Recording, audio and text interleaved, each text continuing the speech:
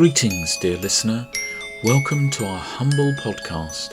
Here we will lead you to tales of the past, tales of the future, and tales of now.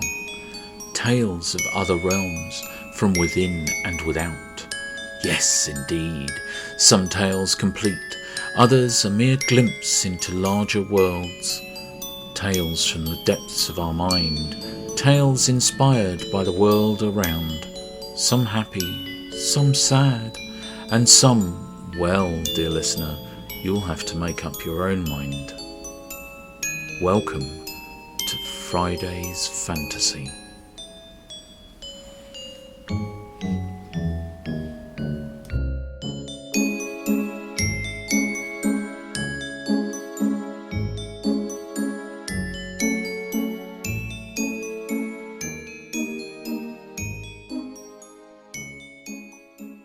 Interview with a potential burglar. Christmas is coming. New things, toys to play with, happy parents and baking and having a little drinky, visits from uncles and aunts and cousins and friends, jolly Christmas music, record player all day long, a large log in the fire, and stockings hang over the mantelpiece, the wood and the coals stocked high. The dog's tongue hanging out, and the cat with a tinsel collar, looking disdainfully at the eternal pup gambolling about. Snow on the ground, crisp and deep, the old car stuck in the drive, and snowshoes at the door. The vicar round for tea and cake, and carolers twice a week, like clockwork, timed by the old grandfather in the hall. Oh yes, Christmas is coming. In the middle of this delightful chaos, two figures stand out.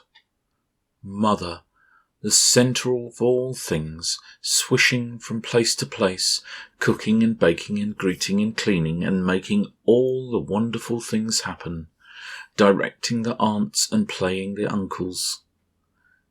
There is cake and tea and a little sherry, some for the aunts and some for the uncles, and some for the trifle, and just a hint for mother, lest mind wanders from service of guests and children and clergy alike. And here is father, tapping his pipe out before he enters the house. Mother would be disappointed otherwise, and we never disappoint mother, especially father. And he knocks the snow off his boots and greets all the guests and pokes at the fire and kisses mother and makes her some tea and sits her down and hears about her day and what she is cooking and what she is cleaning and oh, wonderful father, ushers the aunts and jokes with the uncles and changes the record, and now mother, relax. Now there are two of you for the menagerie, and mother can direct from the chaise longue, and father will manage with proper military precision the regiment of relatives and guests for the enjoyment of all. And then there is the other. He is not of this world, surely, this pale little thing. He has allowed the other children to dress him up on the condition that he play for an hour and then be left in peace with his book. As a result, the faint boy with the long hair is not dressed in his usual cord slacks and polo neck sweater. He is in fact today a princess, with a bow at his back and in his hair, petticoats rustling under the skirts of his dress, and two rough spots of rouge on his cheeks. Apart from this clownish addition, he looks a delightful little princess. But as father comes home, he is roaming the house with his large book, face barely visible, stockinged legs poking out from the voluminous depths as he settles into the nook, his reading nook, in the window. Father inspects this specimen from across the room, assured that there will be no eye contact made, for the size and the heft of the book allows of none, and absent-mindedly takes his pipe out of his cardigan pocket, gripping it between his teeth, a sure sign of deep thought. Mother catches this sign naturally, and looks over. There is a moment between the two. "I'll handle it, dear," she says kindly. but Father thrusts his chin forward and gains a look of determination upon his face. I think, darling, that this should be a matter between gentlemen. He stands. May I avail myself of your facilities? Of course, dear, as you see fit. I think there are certain things to be discouraged, don't you? If you're certain, but I wouldn't like him to feel ill at ease. Father shifts the pipe from one side to the other, changing gears of grim determination. Quite. And to that end, would you mind making us some tea? Mother rises from her chaise longue. Of course, dear. And, unnoticed by the princess, they disappear for a few minutes on their respective missions. The children fall silent for a moment as they hear what Father has to say. After the initial excitement of seeing him, of course, all the little girls squealing in delight, and then settling to hear his words of wisdom. The little princess reads on. Mother returns to the living room with a tray laden to the brim with the fullest specification of the definition of arranging tea. There are dainty teacups in china, a tea cosy keeping the pot warm, silver spoons and white and brown sugar, the coldest and freshest of milk, and heavenly shortbread, in case one is found wanting a sumptuous crumble of sweetness and delight. Father arrives with a case, silver and square, and sitting near a small table across from the piano, places the case carefully on the ground. Cedric, he calls over to the princess boy. Cedric, I would like you to come here. A moment, Father. The little boy takes less than a moment, and then carefully places his bookmark in the page and scooches forward until his feet can touch the ground, placing the book on the large cushion that occupies most of the nook. Hello, Father. I'm glad to see that you are home, he says, presenting himself. He turns slightly and nods. Mother? She sighs, for Cedric always calls her mother, even though she would like Mum, or even, if the matter is urgent, Cordelia, which has the advantage of being her given name. But she is aware that Cedric is at all times formal and proper, and no remonstration will move him. He is a formal little boy, and presumably a formal little princess too. What can I do for you, Father?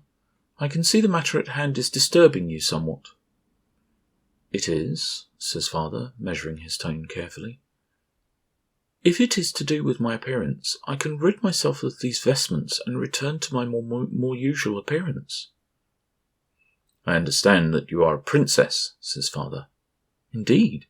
It pleased my sisters and their friends to dress me in this fashion and make up a story about me transforming into a beautiful princess after a lifetime of drudge. It is drawn from the stories they like to read and hear, an amalgam of these applied as a reason to play dress-up. In a rare moment of whimsy, the boy twirls on the polished wooden floor, clearly taking some unnamed joy from the swishing of the dress and the petticoats. Is this what is disturbing you, Father? There is a sucking on the pipe, but it is empty, and the result is simply a thin, hollow whistle. Father removes the pipe and puts it in his cardigan pocket again. To some degree, my son, and he opens the case, which spawns an intricately connected series of little trays and drawers, all lined with the equipment of makeup application and removal. A glance at Mother reveals that he is reaching for the correct item, and she nods slightly, but nothing gets past the princess. This is not your area of expertise, Father. Would you like me to speak to Mother? I would not. This matter is between gentlemen, or, if you prefer, a gentleman and his princess. As you wish, Father. Father begins to remove the rouge, so crudely applied, from the little boy's face with a moistened tissue-type thing. It is soft and quickly becomes soiled with the red of the oily makeup. I wish, my son, to state that while you may play dress-up with your sisters as you see fit, if you are to be a princess, then I would rather you were a crown princess than a clown princess. I see, Father. You understand that I am very concerned about your dignity, which I know is important to you. It is. I have instilled in you that you must be the best that you can be at whatever you can do. Yes, father, you have. Having finished cleaning the rouge from his son's face, and taken a moment to let it dry, father picks up a little foundation and a brush, and applies it to his son's face. Do you know what you're doing, father, really? The hand moves swiftly and deftly to apply the makeup, giving the little boy's face some colour and shape, heightening the cheekbones. I'm a draftsman and an artist. I've observed your mother on many occasions. Close your eyes a moment. I think, son, that I can improve upon the work of your sisters, skilled though they may be. Father, they are very small. They can barely put pen to paper, let alone perform the subtle artistry that is mother's daily appearance. Mother, at this point, pours the tea and places the fine china cups by Cedric and father. Is that a compliment or a criticism, Cedric? A compliment, mother, says Cedric, diplomatically. Thank you, Cedric. That is very kind of you to say. Think nothing of it, mother. Father has finished and turns Cedric by the shoulder to face his mother, who has retired once more to her chaise longue. Why, you look beautiful, my dear. He starts a bow, but catches himself and performs a perfect curtsy. Thank you, mother. But she has changed her mind and is jumping up with considerable energy. I know! A princess shall have a tiara. Wait here. And she rushes off to her dressing room, positively running up the stairs in excitement. You know, father, I'm 10 years of age now. In a few more I shall not easily pass for a girl. He sips the tea delicately from the cup. This play shall pass, and with it the age of my princess play. How does that make you feel, my son? I am resigned to it, as I must be, father, for the passage of time is not to be denied by any means. We are trapped like insects in amber, though ever changing. The long hand of the years will press down upon us all before our inevitable fall into the abyss. Father takes a moment to close the box again, all the folds collapsing and drawing in. You are a terribly serious little boy, my son.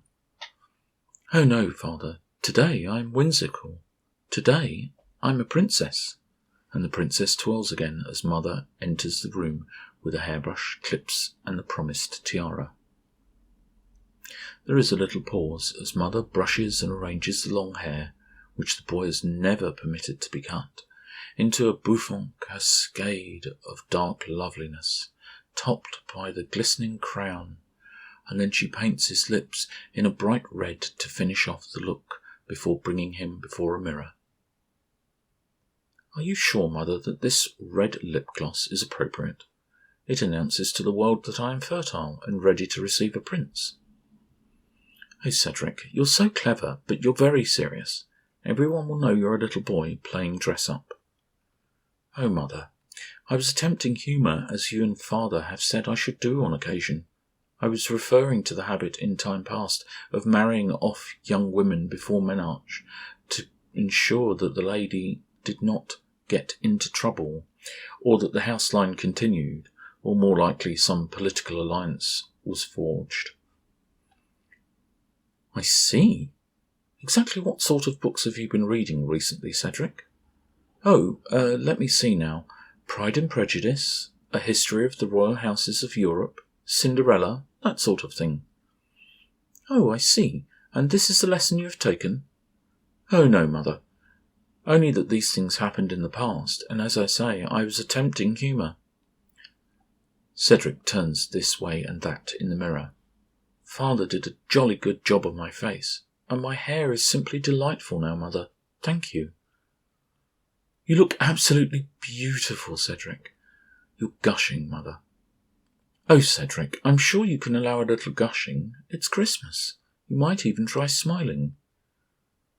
I shall tolerate your gushing, and I am sure you will want to bring my sisters to see me, but you know I do not smile, mother, unless I am laughing.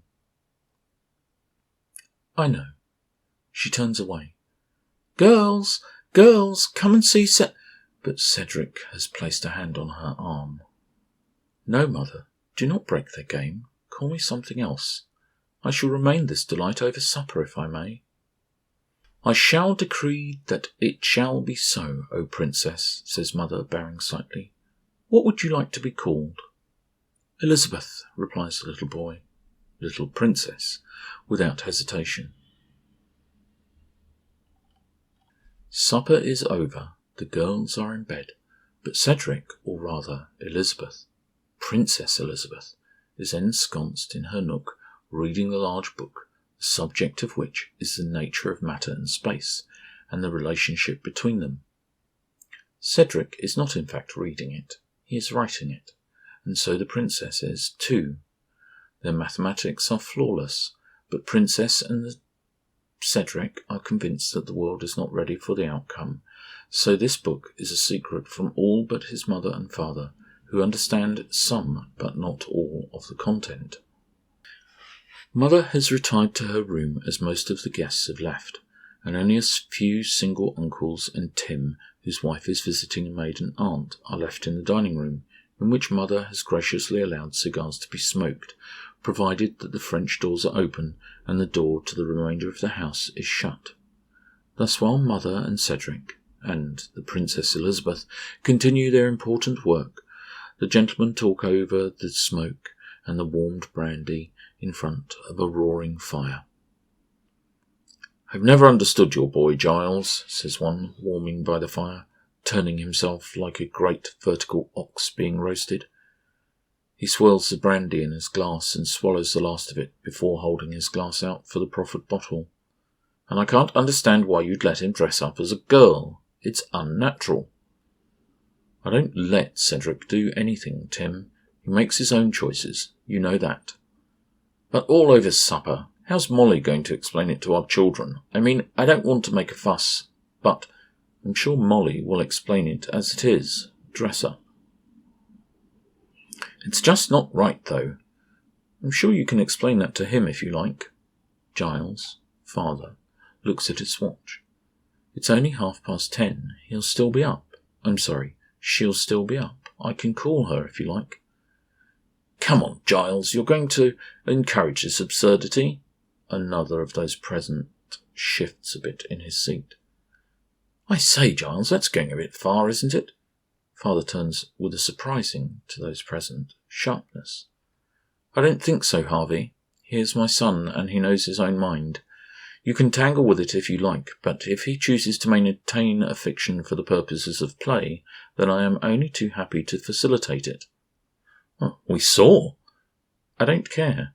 You and I know that he has surpassed all in so many ways, or you would have broached the subject with him.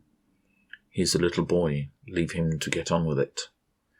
The fourth participant coughed and leaned forward. He's not just a little boy, though, is he? You've not been able to have him educated in school for some time now, and he's being put forward for Oxford. What are they going to say if he turns up in drag? Do you take me for a fool, or worse, do you think he is? Supper, Giles, in front of the whole family. And you called him Elizabeth. A long puffing on the cigar, and then Tim resumes. The girls enjoyed it, but they don't understand what it is to be a man. Giles is silent for a moment, considering his response to Pavel, Harvey and Tim. Pavel goes to speak, but Tim shakes his head minutely and lets a held breath out slowly, and he hopes silently. When he speaks again, Giles is deliberate and careful. Since Cedric has been very small, he has shown remarkable qualities of cognizance and self-reliance. His academic abilities are beyond question. His sense of whimsy and humour is limited by his intelligence and engagement with what he sees as the serious business of the world. If he chooses to dress up with his sisters, the other children, and employ his sense of whimsy, I am not going to do anything that elides it. I am required to do everything that I can to support this family, and I suggest you leave if you do not believe in my support for my son, particularly over something as trivial as this. Do I make myself clear? At this moment, the door opens, and a small tiaraed head with fabulous hair appears around it. "Mr. Watterson?" All heads turn to look at the, as represented, little girl. "I heard your voice raised. May I come in?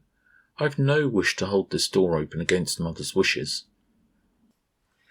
Father beckons the little princess in, noting without glancing down that his child is wearing the oversized heels that Mother has loaned to her to complete the outfit. "Of course you may, sweetie. Please come, avail yourself of a chair and grace us with your presence and wisdom." And then, thinking better of himself, Father rises as he would for any lady entering the room. He pulls out a chair for the princess and awaits her arrival before it.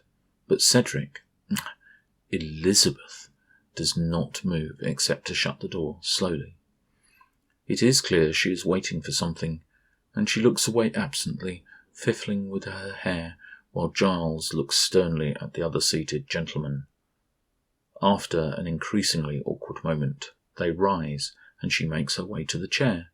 But as Father helps her up, she tucks her legs under herself and rises up so she can look him in the eye. Giles locks his face in what he hopes is his most neutral expression. "Are you going to introduce me, Mr. Watterson?" "Princess Elizabeth, may I introduce Mr. Pavel Gunderson?" And he pauses for Pavel to say something suitable. But Pavel walks around the table as the princess holds out her hand in front of her, looking away again to give him time to negotiate the somewhat haphazard chairs. She looks slightly down upon him as he brings his hand up under hers for the barest hint of support and bows over it, murmuring, "Delighted to make your acquaintance, Princess Elizabeth. I do hope you have had an enjoyable evening so far." "How charming you are, Mr. Gunderson. My evening has been quite delightful, I assure you." Giles, for all his self-control, has to turn his face away slightly from the company for the briefest moment before he resumes his introductions. "And Mr. Harvey Smith?" And because he cannot resist a moment of his own whimsy, he adds, "Mr. Smith is something in the newspaper industry." And Harvey, having seen the form, proceeds as Pavel, graciously allowing the beneficence of the princess to shine down upon him.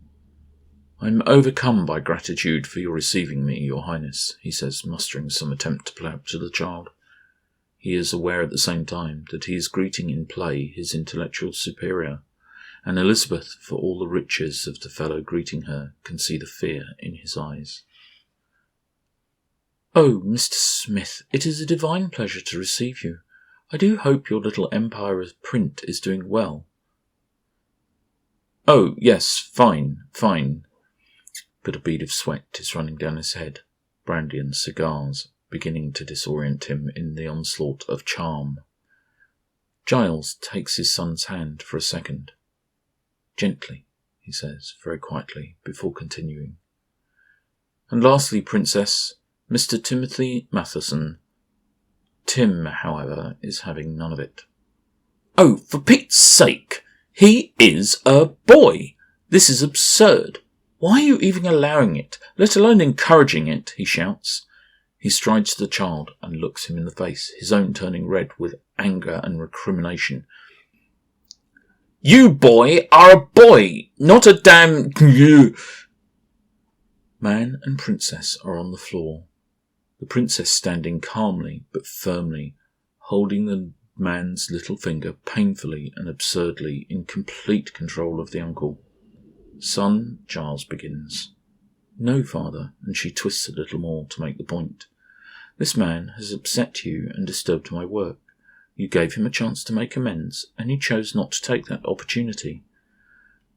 This is in my hands now. And I said, my sweet daughter, that excessive violence will bring you the attention of the authorities, did I not?" "You did." She twists some more. "And I think you'll find that Uncle Tim here doesn't find any of this excessive. Do you, Uncle Tim?" The man is unable to speak, but shakes his head. "No, father. I think you'll find that Uncle Tim agrees with free expression in children from now on. Isn't that right, Uncle Tim?"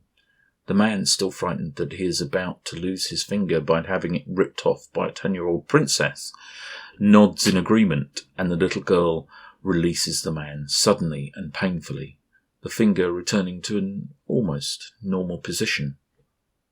"Holy crap," says Harvey. "I'll thank you not to use that sort of language in front of me, Mr. Smith, or take the Lord in vain." "I'm sorry." At this moment, the door opens again. The princess's mother, Cordelia, is there. "I see," she says. "Go home, Tim, after you've had some ice on it." She looks about and sees Elizabeth with a look of smug triumph on her face. "Shame on you all for putting a little girl through this." She holds her hand up to Elizabeth. "Come with me. I think that on this night you could use a little extra rest, and I'll be wanting my tiara where it belongs, young Elizabeth." "I think I'd like to be my old self again before I go to bed, Mother." "All right, Cedric." "Not yet, Mother. I'm still a princess." "All right, Elizabeth. You come with me and we'll get that makeup off and wash your pretty face. How about that?" "Why, yes, Mother. That would be lovely. Good night, Uncle Pavel. Good night, Uncle Harvey. Good night, Father." The uncles wave uncertainly, but Father picks up his erstwhile daughter and hugs her tightly. "I love you." "I know, Father." And with this, she is gone. Cedric seems asleep when the big man comes. The dress is over the back of the dressing table chair, and the tiara on the dresser, as a treat for the little boy who doesn't smile. There is a moment of confusion, and then the big man is on the floor, immobile. As a concession, Cedric is not actively hurting him, but it's not looking good for the big man. "You've got the suit?" "Yes, I have, young feller." "And do you have a list?" "What?" "Do you have a list?" Cedric repeats patiently, "of the naughty and nice?" Yes, and I could say, until tonight you've been very far into the nice side of the list." "Let me see it." Slowly.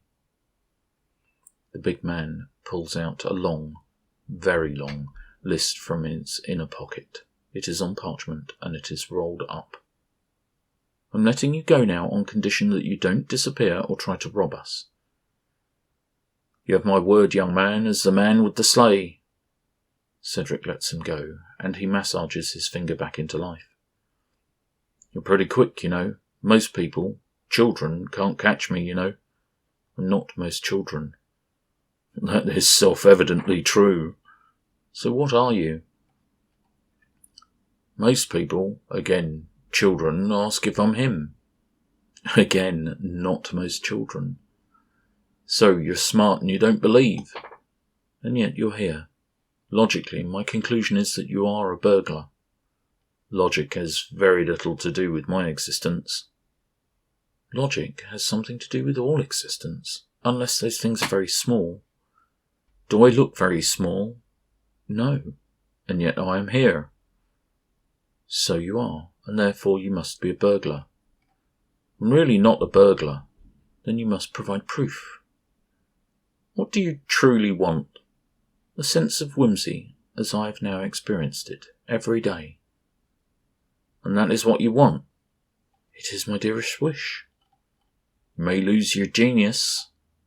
"I will not, but if I do, then no matter, I will be able to smile at Mother and Father." "Well then," says the fat man, dressed all in red and green, sat on the floor, "if you're sure." "I am." "Then it is done. I should look in the mirror if I were you." "I don't see anything." "See what lies beneath. I'll turn my back." Cedric sees, and after a few moments nods approval. "If this is how it must be." "This is just what you asked for." "Is it the same for everyone?" "No, this is just your solution. Glory in it." "Thank you." "You're most welcome. Oh, and, ho, ho, ho," says the big man, fading away. Tomorrow is a new day, and a little girl comes down from her room. "Good day, Mother and Father and sisters and all." I have an announcement to make. Santa came last night, and I have been given a gift. The music for this episode was by Jazar from betterwithmusic.com, released under Creative Commons Share-alike license. The story was by Friday Jones, read by me, Friday. Critical feedback and support was provided by Hayley Hattle. This has been a podcast of Friday's Fantasies, Stories by Friday, and forthcoming, a serial. Find the podcast wherever you listen to yours.